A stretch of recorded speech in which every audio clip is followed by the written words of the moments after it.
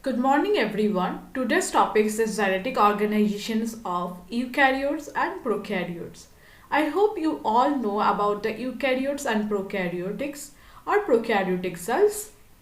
So here the prokaryotics means the primitive types of cells and the eukaryotics or eukaryotes means the developed one or developed cells. Right? Let's see what are the differences in genetic organizations of eukaryotes and prokaryotics or prokaryotic cells. Let's see. Here the pro means before and karyons means are not or kernels. In case of prokaryotic cells, primordial nucleus, that is the genetic material, concentrated in a locations in the cytoplasms. That means here is no presence of any membrane-like structures in the cytoplasms. That why the genetic materials are concentrated in a cytoplasms, right? In case of eukaryotes, here the eu means true, karyons means not or kernel.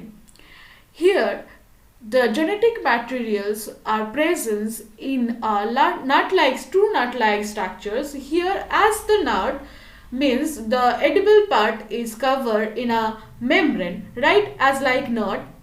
Here, the genetic materials also covered within a membrane-like structure. That's called nucleus. So, nucleus are membrane-bound genetic materials presence in a cytoplasms, right?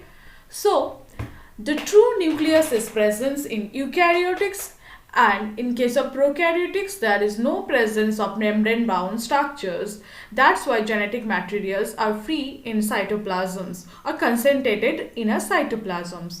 So, DNA segments expressed by protein. Obviously, we all know DNA segments or genetic material expressed by proteins. So, what is the gene? A gene is basic physical and functional units of heredity.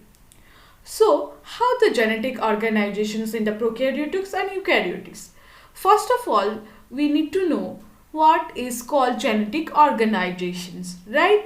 So, genetic organizations is a systemic arrangements of or presentations of gene, or you can say DNA or deoxyribonucleic acid, that is the full form of DNA. Okay, basically those genetic material or DNA is not free into the cytoplasms of prokaryotics and eukaryotics. So basically what happened, DNA associated with some proteins, and the DNA associations is called chromosomes. As I said, DNA are not free. It's associated with some proteins, and this protein complex are called chromosomes, right? It is a compact or packed form of DNA, right? Chromosomes is a packed form of DNA. So, why this packaging is needed, right? Packagings of DNA is essential. Why it is essential?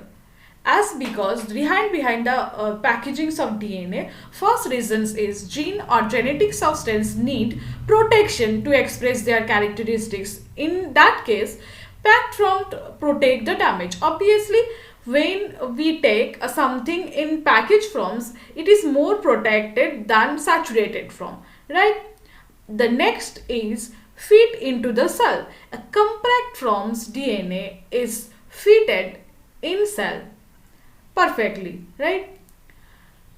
And the third reasons behind the packaging, that is compact DNA can easily transferred into the daughter cells. When it is in a packed form, it can easily transferred to the daughter cells. Let's see what are the specifications in genetic organizations or genetic arrangement of prokaryotics. So basically, circular double-stranded genetic material are present in prokaryotics. Where the terms is DNA, it always and obvious it is double-stranded. Next, small in length. Most of prokaryotics are unicellular. That's why they need some small characteristics to presence. That's why the length of the DNA is small. Mostly singular chromosome presence in one cell. In one cell, mostly one chromosome, that is the singular chromosomes is present. It consists of few million base pairs.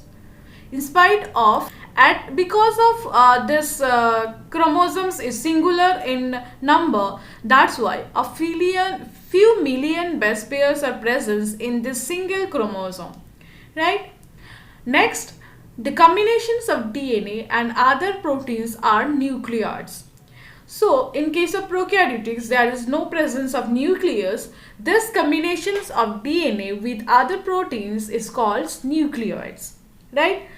Those nucleoids are made up of almost 60% DNA and small amounts of RNA and proteins. 60% in 100%, 60% is DNA. That is the more percentage of DNA is present in prokaryotes, and other 40% included with small proteins and RNA. Next, the important ones are proteins, that is polyamines are non-histone proteins, helps to colloid or coiled of DNA, right? Coiling of nucleoids called plectonym types of coiling. That means the arrangement of coiling or type of coiling of prokaryotes is called plectonym types of coiling. Let's see the specifications in genetic organizations of eukaryotes. Here the genome is in nucleoprotein complex. Genome is nucleoprotein complex. That means a protein with DNA is complex forms in this eukaryote, right? So basically the complex forms included with 35% of DNA, 5% of RNA and 60% of other proteins. And these terms nucleosomes, these complex forms of proteins are called nucleosomes. And these nucleosomes named by R.D. Kernberg and J.O. Thomas in 1974. Here is an important protein that is called histone. Histone is a protein helped to packaging of DNA. So basically in the genomes of eukaryotes there is a presence of four types of histone proteins. So they are H1, H2, H3 and H4. Including the H2 there is a H2A and H2B. Except H1, all are present in pair form and they form octamer. That means here H2, H3 and H4s all are present in pair form.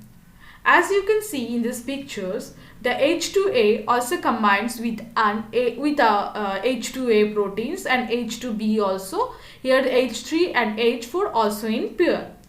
Right, and they form a octamer for arranging for compacting the DNA strand, right?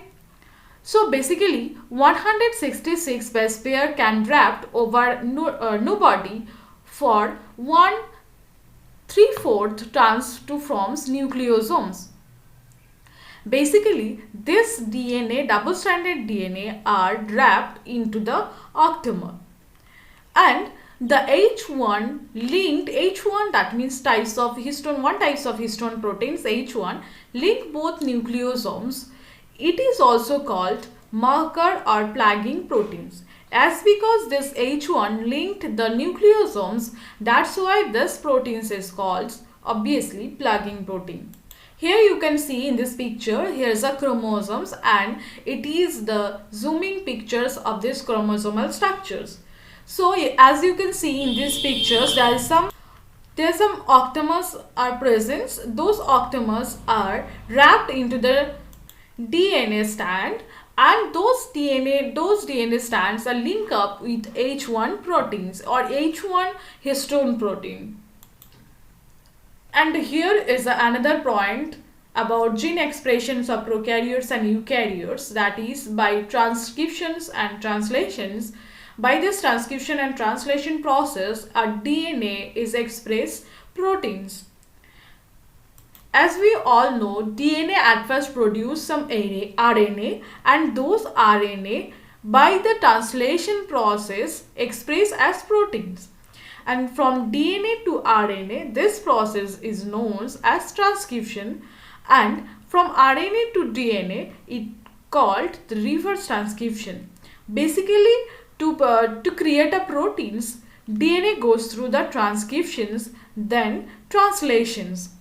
By this transcription, DNA forms a special types of strand, that is RNA or mRNA, and this mRNA or RNA get into the translation process and produce some proteins. As we know, in case of prokaryotics, the genetic materials are free into the cytoplasms. So whole process from DNA to protein formations occurs in the cytoplasm. That's why the next point is it's transcribed into the mRNA, then proteins into the cytoplasms. That means whole the process from DNA to proteins occurs in the cytoplasm. But in case of eukaryotes, there is a difference, that is DNA is completely protected into the nucleus, right? DNA is transcribed the mRNA into the nucleus. Obviously, DNA transcribed into mRNA into the nucleus, and this mRNA is processed into modified mRNA. mRNA transferred into the mRNA, and the modified mRNA is released into the cytosol.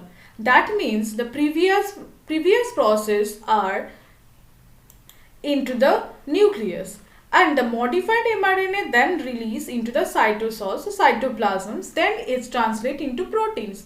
That means from mRNA to proteins, this process is going into the cytoplasms, and others ones are in the nucleus. And that's enough for today. Hope you understand the prokaryotics and eukaryotics gene arrangement or gene organization, genetic organizations. So if you like this video, please do like, share and subscribe. Thank you for watching.